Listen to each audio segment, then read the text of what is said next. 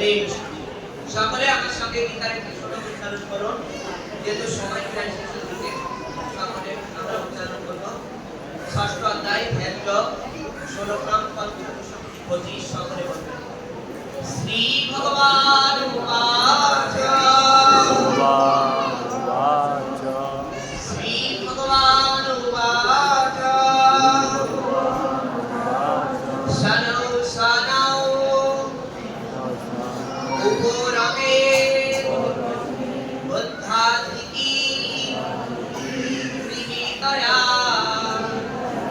আত্মসমস্তাং মনোবৃত্তা নাকিঞ্চিদপি চিন্তয়াতেহ।